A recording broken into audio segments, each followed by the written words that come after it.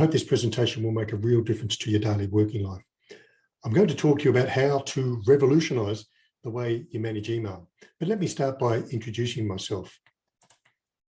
My name is Stuart Snooks, and yes, that is the correct spelling for Stuart. You might have seen that and wondered if that was correct. It is correct according to my parents. I was named after the actor Stuart Granger, so I became Stuart Grant Snooks.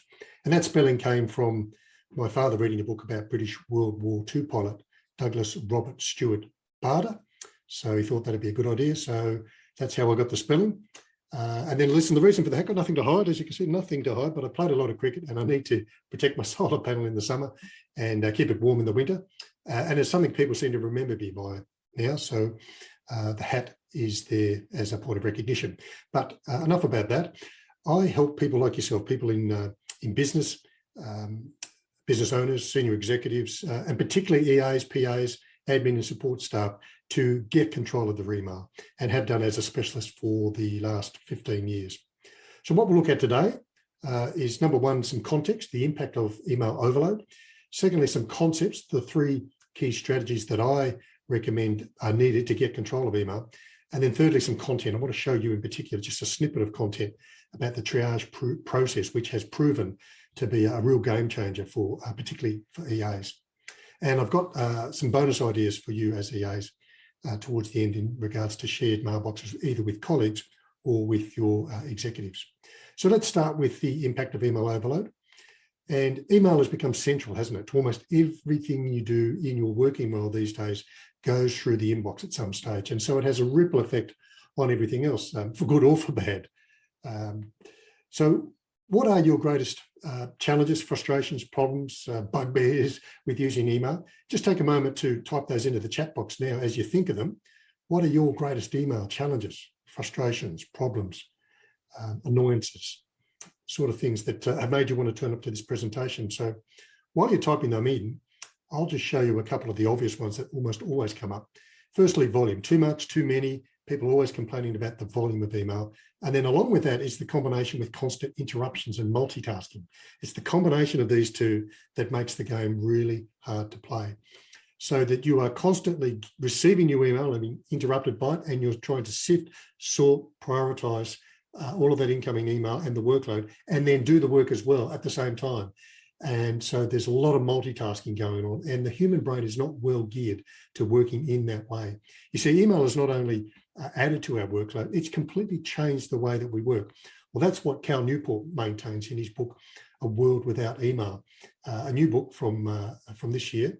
And he talks about the hyperactive mindset. This way of working has created the hyperactive hive mind. It's a workflow centered around ongoing conversation fueled by unstructured, unsolicited, and probably unwanted messages delivered through digital communication tools like email, predominantly email, but also instant messenger and other social media services. Can anyone relate to that mindset that you get into? Because it's an ongoing, constant, rolling conversation which you're having while trying to get work done as well. Very hard to make that work, isn't it? And that's why 70% of people feel overwhelmed by their inbox. One look at that screen, and how do you feel looking at that screen? So here are some of the common issues that people type in when we ask, what are your frustrations? Obviously the first two, but then the relentless pressure and demands that come from email and the constant sense of urgency, lots of low relevance amongst that volume that needs to be filtered, CC, clutter, spam, reply all, and then often, where do I file it? Where do I keep it? Both when it's in action and then when it has been completed. But these are just surface issues. And once you dig a little bit deeper, you start to hear things that are a bit underlying what's showing on the surface. And it's these sort of things. People start to ask, well, how should I sort and prioritize my email? Is there a better method? How do I keep track of everything that's going on there? Who worries about losing an important email or piece of information? Who finds that they're constantly reading and rereading the same email time and time again before you get to it to finish it off? And who feels like you're flat out all day, but you're making little progress? So those are often issues that come up if we keep the conversation going. And in fact, one of the interesting things talking to a managing director of a construction company last year was he said, one of my directors missed an email and it cost us $1 million. Whew, how would it make you feel about those sort of consequences of missing something? Not too good, I'm sure. And if we keep the conversation going, there are some deeper concerns. And I found these sort of things coming up during the cocktail hour at the end of EA conferences in particular. So I would do my presentation during the day, and then we'd all get together when we're relaxed in the cocktail hour or the evening. And these sort of issues would come up in the conversation. I'm using the same email skills as I was when I started 10, 15, 20 or more years ago. Some people worry about their own mental well-being and sanity.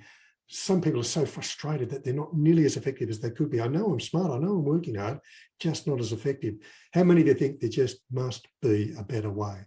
Who struggles to get your real work done, the stuff that really matters? And who'd like to be able to greater support to your executive, to your team, to your colleagues? So these are some of the issues that I think will probably be going through the back of your mind. So assuming that we could solve these issues, what difference would that make for you? So just pop it into the chat there. What difference would it make if we could solve all of these problems around email? How much of an impact would it make? How would your life look different, both personal and work life? And while you're typing those in, I'll move on to show you this model. I built this model, and most people fit onto this model at some point. As you can see at the bottom, you're overloaded or overwhelmed, you're in the red zone, and you're handling lots and lots of email, lots of multitasking, your inbox is overflowing, you've got folders and subfolders and sub-subfolders and sub-sub-subfolders.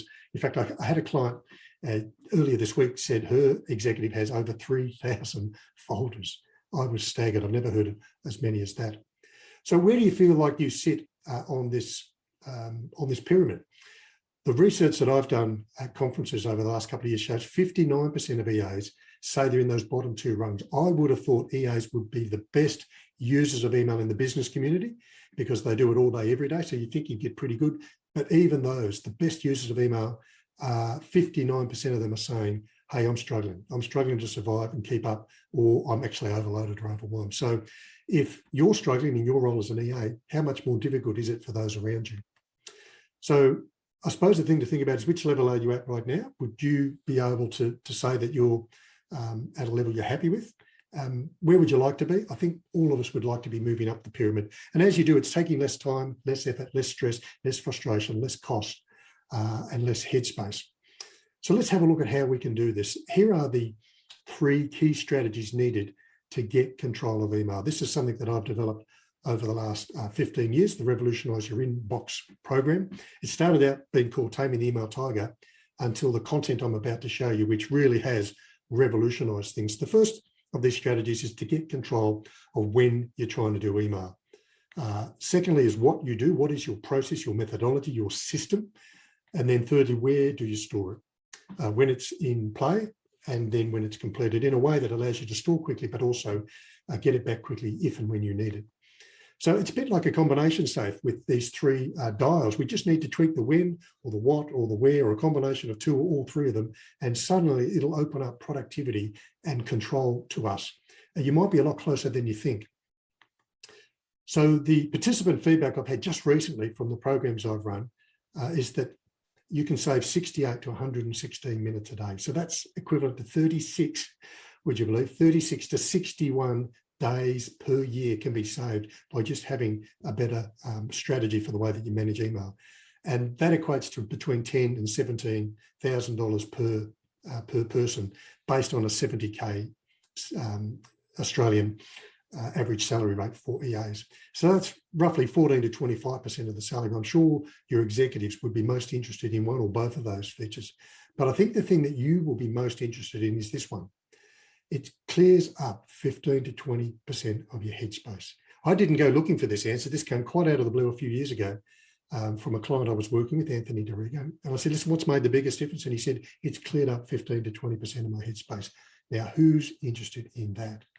In fact, which benefit appeals to you the most? Just type it in the chat. Is it the time? Is it the money? Is it the headspace?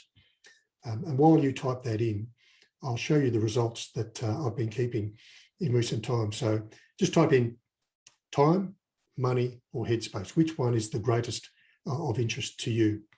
And here's what the answers have been over recent times I've asked this question. 59%, so nearly 2/3 of people want the headspace back. 39% want the time saving.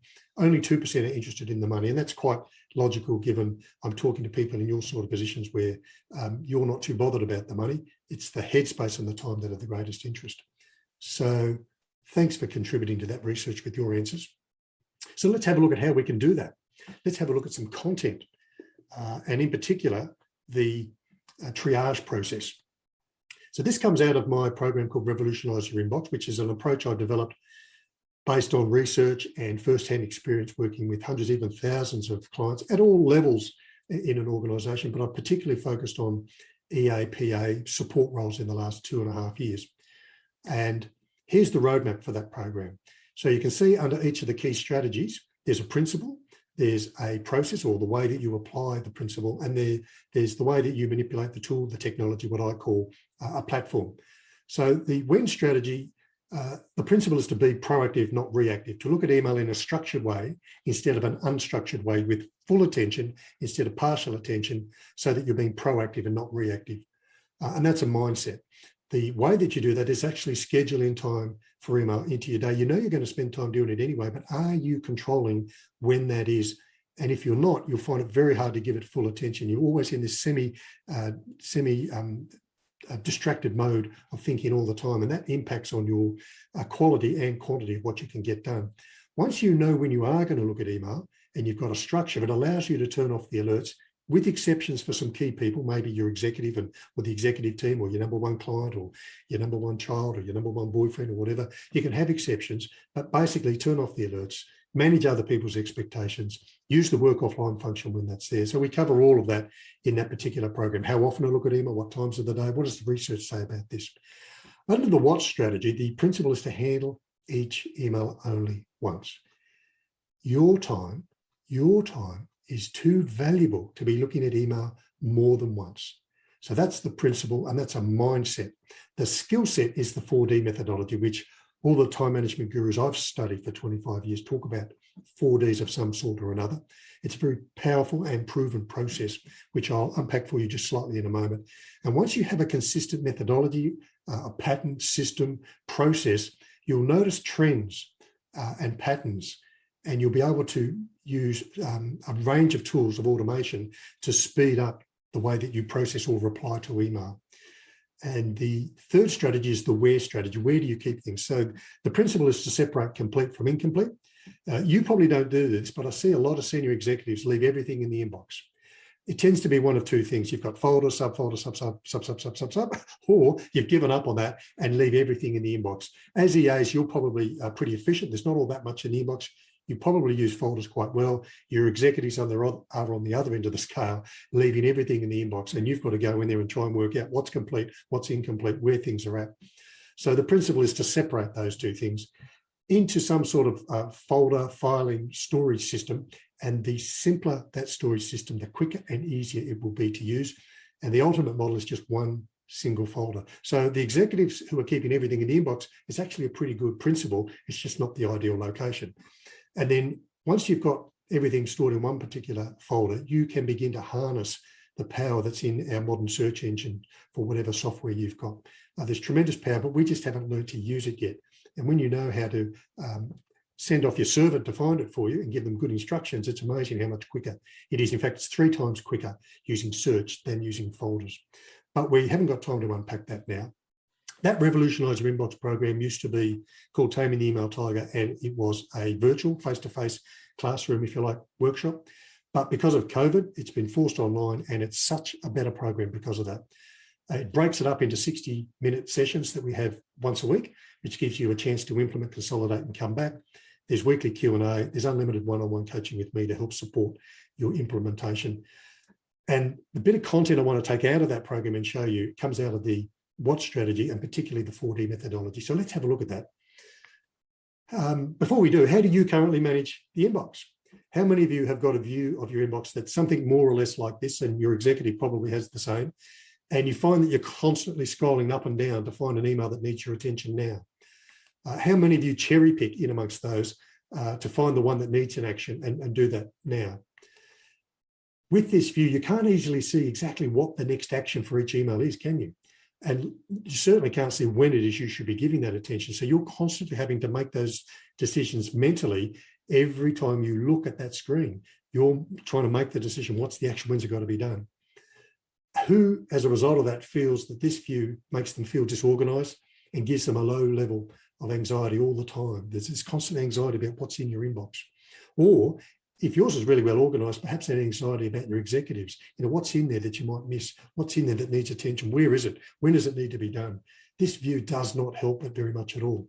And even if you're well organised, there are probably colleagues around you or your executives who aren't. So who's using these sort of things? Flags as a way of managing. Categories, a lot of EAs use categories or colours. You move to separate folders for action. I dare say you in your EA role probably don't do that, but your executives probably do. Move it off to separate places for action because the inbox is too full and too cluttered and it needs organising. Who does this? You look at an email, skip to the next email, but because you haven't done that one, you go back and mark it as unread again because you haven't yet dealt with that.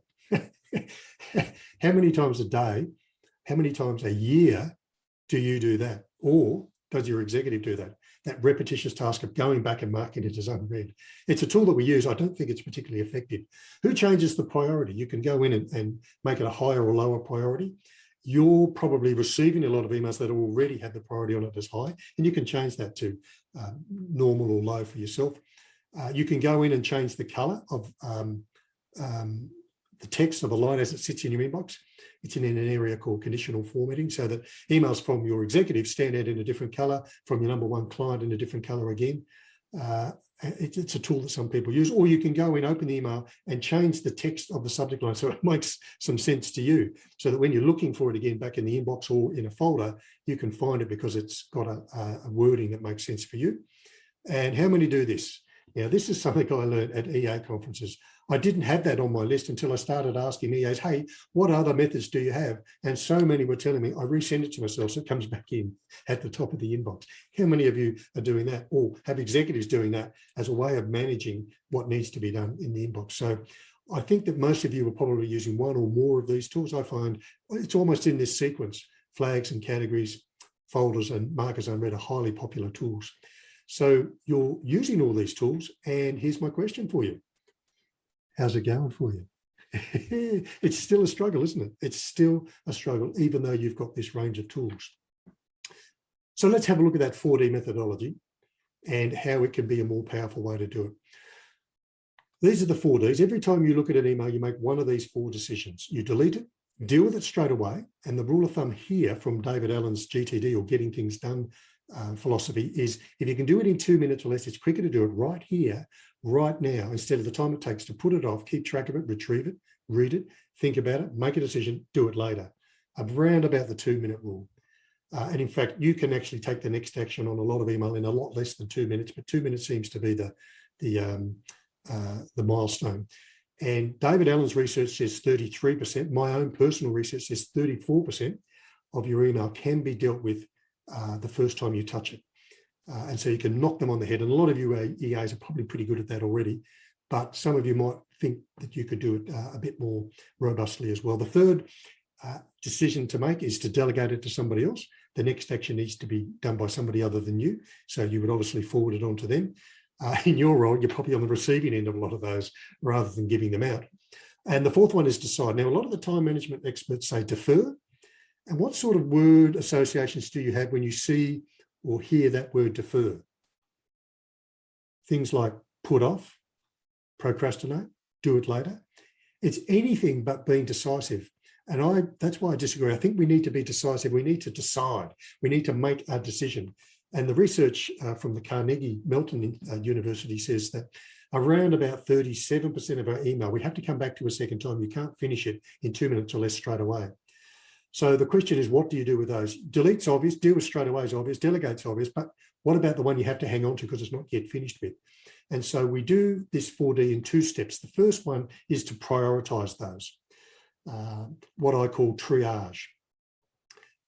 So just quickly, for those that are interested in the origins and background of triage, it's the process of sorting people based on their need for a medical treatment, immediate medical treatment. And it's done, as you probably know, in emergency rooms, in wars and disasters and tsunamis, wherever there's some great need for allocating limited resources.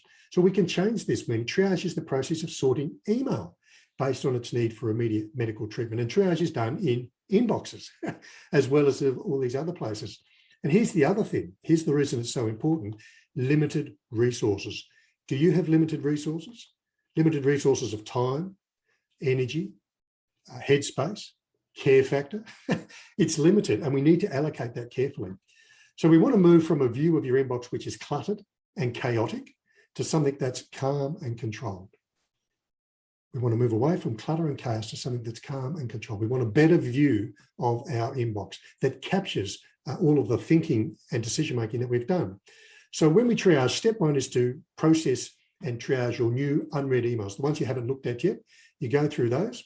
And this is shallow thinking, fast decision-making, which is quite a different mindset to the step two, which I'm about to tell you.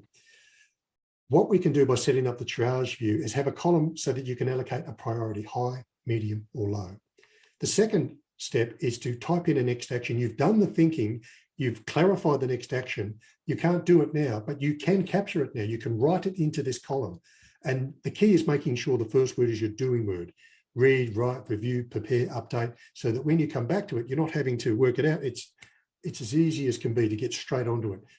And then the third thing you can do is allocate, when am I going to do this? I can't do it now. When am I going to do it? Is it today? Is it tomorrow? Is it next week? Is it next month? Is it next year?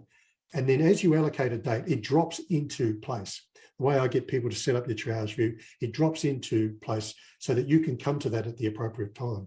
So this is a great system for storing and capturing and storing what you need, where you need it to be, but only bring it back to your attention when you need it. So you don't have to constantly reprioritize every time you look at the inbox for yourself. All good? The second step is now what I call the planning or treatment, where you've got to go back to those 37% and give them some deeper level of thinking. So you've done step one, which is triage your new unread emails. Step two is to come to today's emails and start to work through them. And that's a deeper level of thinking that's going to take you longer. So quite different mindsets. Triage, shallow and fast, then come to treatment, which is deep and slow. And you now start working through your emails in order of priority so that you do first things first. And if you do find that you can't get everything done, at least it's the lower priority ones that get dropped off and reprioritized to another date.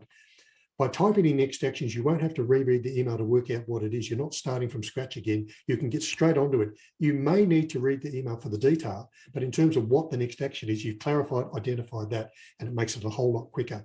And you don't have that worry about what's this email about. And then thirdly, you allocate the date when you're going to get back to it. So you only need to be distracted by it when you're going to give it attention. You're not seeing today's mixed in with tomorrow's, next week's, next month, last week's, and having to resort that yourself mentally. I think you can see the benefits of that, can't you? And so you only focus on the new ones that are triaged, today's ones that you do some treatment. The other ones can wait till their appointed time. And that way you're not spreading your limited resources across a wide range of timeframes of emails. So you move from a cluttered, chaotic view to one that's calm and controlled, and you know exactly what needs to be done and when. So let me show you the difference between these two views. What I'm going to do now is a live show and tell on my inbox, which is always a little bit dangerous, never quite know exactly what's going to be there. So I'll bring mine up, and here you can see a typical view of the inbox where you've got a mix of read and unread. You might be using some flags, you might have even ticked some flags, you might be using categories, you've forwarded some, you've replied to others, but to work out what needs to be done and when it needs to be done, this view is not really very helpful at all.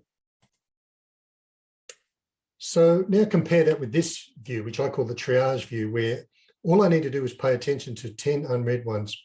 And I come across here and I have a look at this, and my next action on this, there's no next action. So I can simply delete that. That's quite easy to make that decision.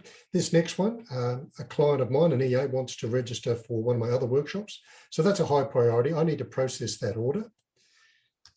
So I'm going to type that in, process the order. I wouldn't normally have caps lock on. I'll go back and do that again, process the order. And when am I going to do that? I'm going to do that today. That's pretty high priority. I can type in the word today, and it picks up that today's Friday the 20th.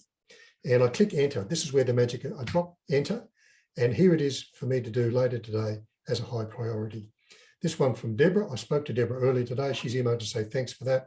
Love to cap up for the refresher. She's on my list. She'll get the information for the refresher when it comes out. I can delete this one. Here's another client who wants to follow up. She joined a course late and she didn't get the follow-up. So that's a high priority. I need to get her up to date. So I need to send the follow-up. I better be polite here and put a dash follow-up email. And I'll do that today again. And so in this case, I can type in the word FRI, or the first three letters FRI, and it knows it's the current Friday. Enter. That drops into place for me to do later today. This one here, I've cancelled a subscription.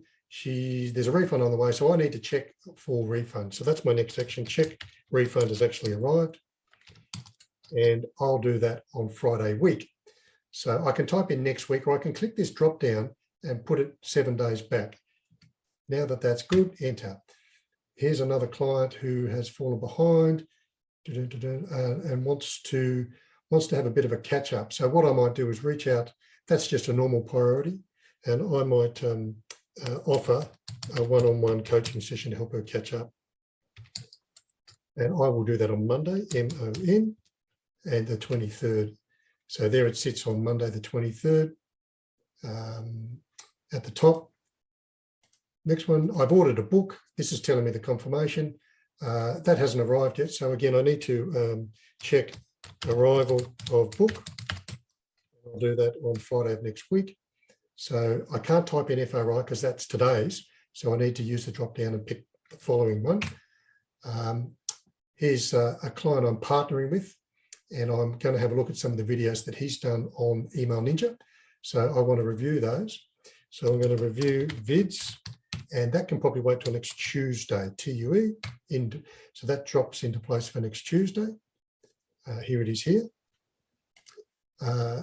Donna, a colleague of mine, Donna, I'm trying to connect her with another client, and she wants to have a chat. So I will schedule time. It's a fairly low priority. Schedule meeting time, and that can wait till Monday.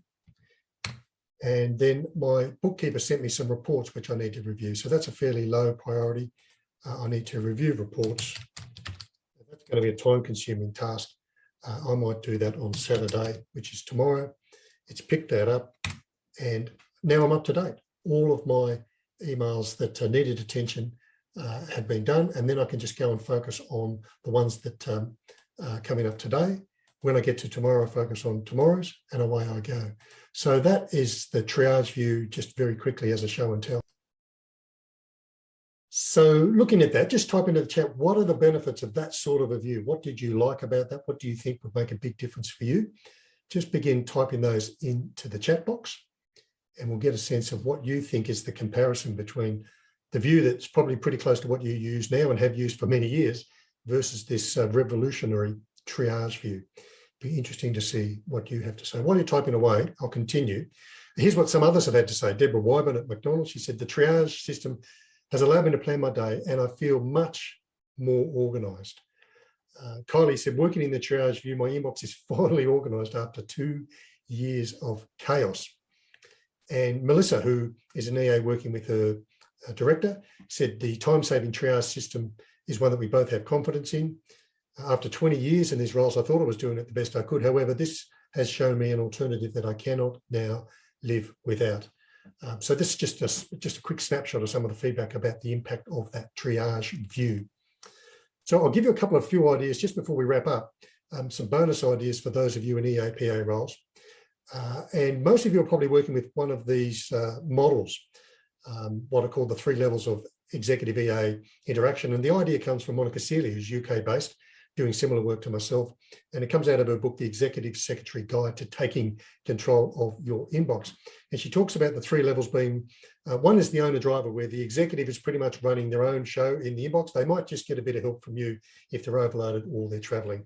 The nominated driver level is where it's a partnership. You're both in there trying to sift, sort, and work out what's going on. And then the top level is where you as the EA are the chauffeur. You're in control. You're the first point of contact. You do the sifting, sorting, prioritizing, delegating where you can, and sifting out the ones that you can do and leave only the ones that your exec is the only one who can answer for them to do. So which model do you and your executive use? maybe just type that into the chat. Is it chauffeur? Are you in control? Or are you in a partnership arrangement, the nominated driver? Or is your executive pretty much doing their own thing? They're the owner driver of their inbox. So just type that in the chat. It'd be interesting to see what the numbers are. What I have found from the research that I had done, and I was most surprised, is less than 20% of EAs are in that chauffeur role. And I think there's great potential to elevate your skills to be able to manage your email better, free up time, energy, and headspace to now offer greater support to your executive and free up their time, energy, and headspace for higher order thinking, priorities, strategy, and making use of their leadership skills, which is the key thing that they need to do in their roles. You see, the volume of information in an organisation rises with seniority, but before email, there was very little. At senior levels, they only needed as much as was required to make decisions and move forward. Now it's been tipped on its head, and senior levels are drowning in data, information, communication, and email. And email is the mechanism that's made it possible. There are people who email your executive who don't know where he sits or she sits or have their phone number, but they're accessible, like we all are, so accessible because we've got an email address. You see, 20 years ago, you would never have seen your executive in the mail room sorting the letters, parcels, post. Never. But now they're doing it all the time. Your executives are in the inbox, sifting, sorting, doing that sort of task, which is a really poor use of their skills and energies and qualifications. And what does this cost? It builds stress and anxiety and frustration for the executive. Eventually it can become burnout because they're doing email after hours and early in the morning and on weekends to try and catch up. It has an impact on their physical and mental and their general well-being. Certainly they haven't got the time they need to get the recreation, relaxation and renewal and refreshment that they need. And it's got to be having an impact on their work-life balance, hasn't it? So you're in a great position as an EA to alleviate some of these symptoms by being able to do this. So the triage view is ideal for shared mailboxes, whether it's with colleagues or just with your executive, because these three columns allow you as the EA to process the inbox, triage that, and then your executive just comes in and looks at just today's emails. They work through them in order of priority from first things first. They know what needs to be done because you've explained it to them, because you can be very specific in that. It's almost like talking to them. Sign the check, approve my pay rise, ring John re XYZ project, so on. So you can be very specific and you can let them know when it is that they need to pay attention to that email. And they are, again, not having their attention scattered by tomorrow's emails, yesterday's, next week's, next month's, and all over the place. This is a highly organised end result that will be putting blinkers on the racehorse of your executive so that they can, as a thoroughbred in their position, run very fast, be very productive. And it'll free up a lot of their headspace, which is what they desperately need to do the more important aspects of their role. So that triage your inbox process comes out of the Revolutionise Your Inbox program. I have it as a standalone program, which is a good starting point or entree for those that don't want to commit to the full Revolutionise Your Inbox program. Getting tremendous results. I'm sure you will too. If you've got the time, you might be able to work out how to do this for yourself. It took me 12 years. But if time's of the essence and you've got a budget and you want to come and work with me, happy to make myself available to help you get on top of this. So in terms of next steps, firstly, you can visit my virtual booth that's on this conference. And there's a link to my website. And I have got a particular page specifically for those in the UK and Europe.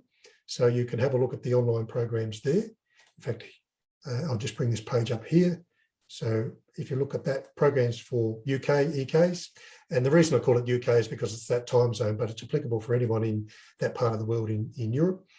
And so you would just click on that to find that information. Second thing you could do is connect with me on social media. Maybe you're not ready to do something, but you want to stay in touch. So join me on your preferred social media medium, whether that's LinkedIn or Facebook or Twitter. And I'm even starting to have a dabble with Instagram. And I've got a free white paper on that virtual booth as well, which summarises pretty much what we've talked about in this conversation. And you can read through that at your leisure, download a copy, print it, put it in front of your executive or your colleagues. So there's a few resources to keep the conversation going. I hope that's made a real difference for you. I hope you've got some insights, some ideas, some practical things that you can do, and a sense of a direction that you could take to begin to revolutionise the way you manage email. Thanks for listening. It's been a pleasure. Bye-bye for now.